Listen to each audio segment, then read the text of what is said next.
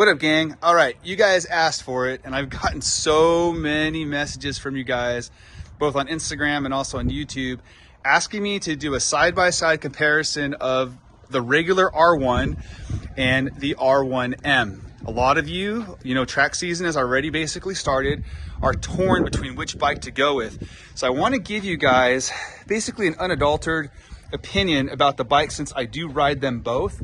I'm also going to give you the reasons why I chose these two bikes to have, because everyone's like, CK, isn't it the same thing? Quite honestly, no. They are two very, very different bikes. People are like, well, I can't justify the extra $10,000 for the R1M. Maybe, just maybe, this video will help you basically understand why I ended up paying extra money for this bike and why I still bought this bike, even though I have this bike. All right, so let's start out first off with the R1. You guys know I've ridden R1s basically my whole dang life. I've had an R1 since 2000, pretty much 8. And the funny thing is, this bike has always been one of those types of bikes that's been a staple in my stable. A staple in my stable. That's kind of a tongue twister, guys. This bike, I'll tell you this, I love Yamaha Blue. I do not know if the camera is picking up the actual metallic in the bike. Oh, there's actually a smudge here, probably from there's a smudge there from probably my hand putting it on the stands. But you can see this bike right here, one of the big things that you're going to notice about a regular R1 is not only the electronics on here, but most importantly, the suspension. Everything here obviously has to be dialed manually. You guys know that I've done some adjustments to this particular, to our camber here for this bike. This bike sits a little bit lower than my R1M, but those had to be made manually with the R1 regular bike, okay? Handling on this bike is a lot rougher than the actual R1M. Road chatter, you're gonna feel this, especially if it's stock and has not been adjusted.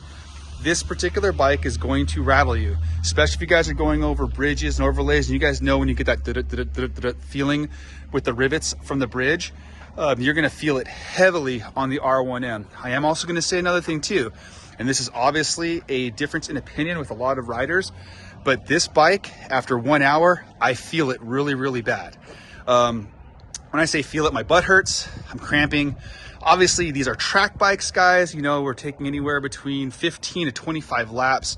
You're gonna be basically probably as sore after 2 or 3 heats as you would with just 1 hour of street riding with the R1. Okay, so that basically is pretty much one of the things that you might have to be looking for. If you're looking for comfort, you guys know these bikes are not the most comfortable bikes in the world.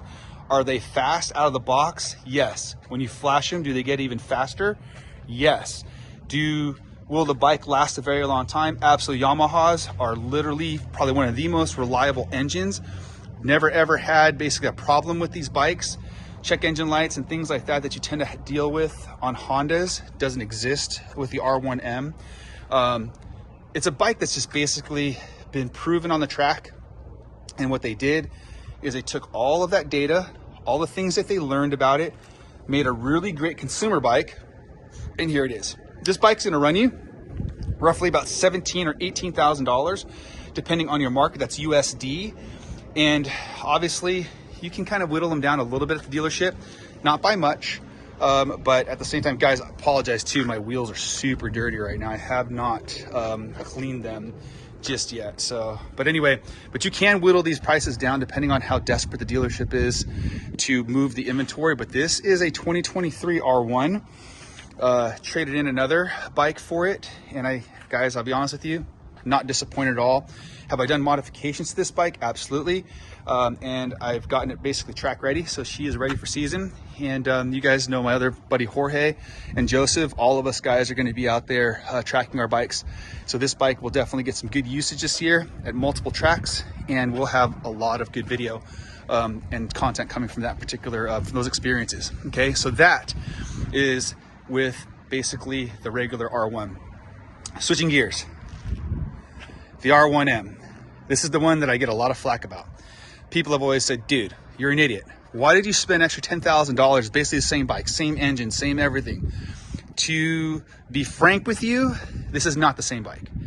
$10,000 buys you on this one here, and you guys can see it. You get a full Öhlins suspension on this particular bike. Okay, the suspension adjusts automatically to conditions on the road and track, because the electronics, the computer system in here, is able to go ahead and give feedback through the GPS, which then takes the data that you pretty much are from riding, your RPM, your lean angles, all that stuff. There's a gyroscope inside this bike here too. All of this plays a factor in how the bike will handle lifetime without any manual adjustments. Now, can you manually adjust this particular bike? Absolutely. Do you need to? Not really. The bike is basically self-sufficient in that regard. You guys can also see, I don't know if the camera's picking it up, the fairings on this bike are 100% carbon. Okay. So your main difference between that bike and this bike is going to be the quality of the fairings. It's going to be carbon, your GPS, the electronics, and also to your suspension. And the suspension you can see is a different color. And you can see that we did not have to do any bolt work on this one here for the camber. All of it's controlled pretty much by the Öhlins suspension. You can see electronically controlled, which is so nice because you don't really have to do much other than make sure that it's firing and sending that signal. Can you do other things with the bike to make it faster? Absolutely.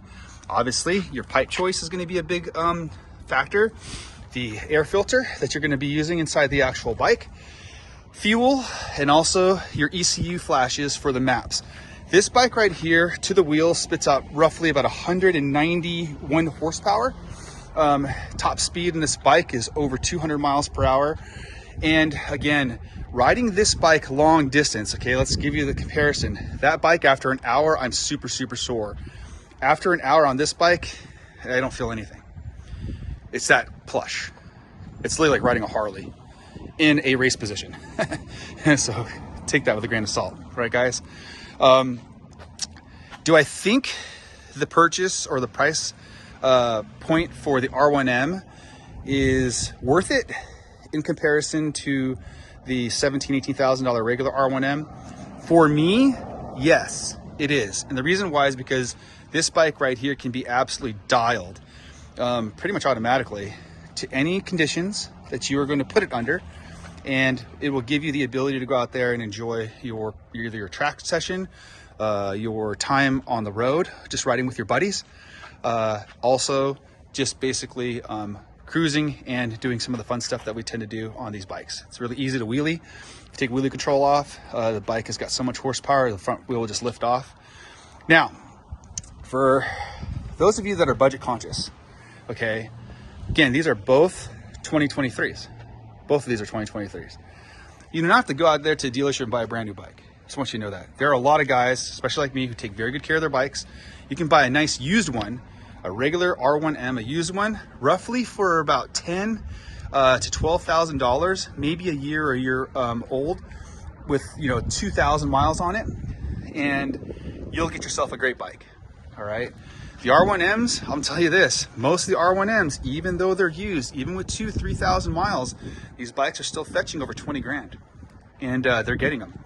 So resale value, and this is what the last thing I want to talk about, the R1M, you're probably going to get better resale value with the R1M versus the regular R1. And the reason why is because everybody that is buying these bikes knows what they come with. Okay, they've done their homework, they've done their research. So again, depreciation on bikes is real. You guys know the minute you roll them off the dealership floor, they're just gonna lose a couple grand automatically, just like anything. Now, these are not definitely assets, they're liabilities, but they're a liability that I'm willing to take on because I love riding and I love the sport, okay? So please comment below if you guys feel like the R1M is better suited for you, the R1M is better suited for you, or a regular R1. Also, give me some thoughts as to what you think about these bikes individually and why you would choose one over the other. I think that's really important. We get a lot of comments on the videos I really appreciate your guys' support. You guys know that I started this channel just a couple weeks ago, and it's been such a great experience here. I'm trying to get to 1,000 followers here on YouTube, and hopefully way beyond. But trying to give you guys some really good, just low down, unadulterated content. Mainly because I know it's super tough to make decisions, especially if you haven't thrown a leg over one of these bikes.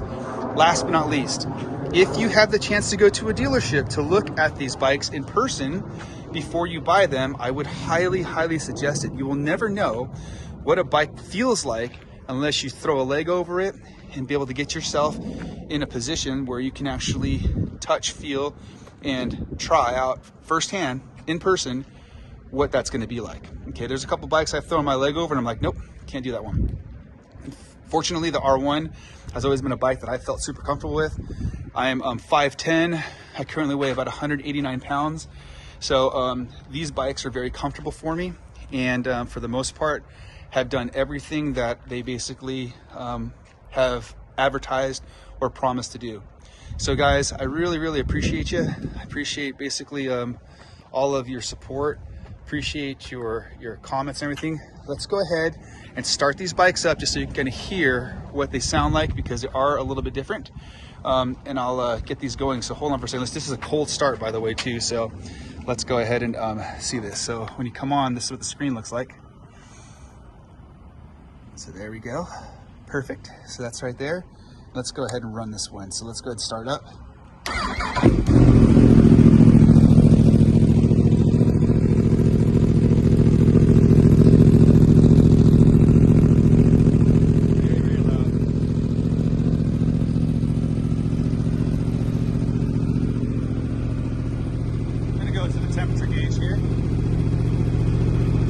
You never really want to turn your bike on and turn it off until it warms up. Warm up on this one is about 180 degrees, so we'll let it run a little bit.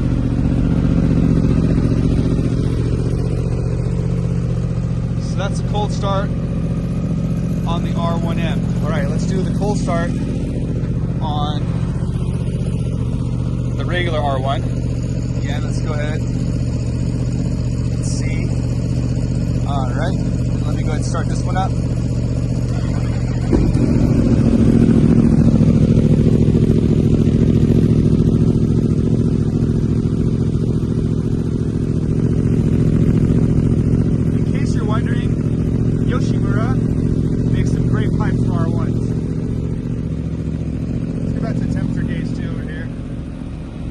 This bike needs gas. I gotta get some gas in this one.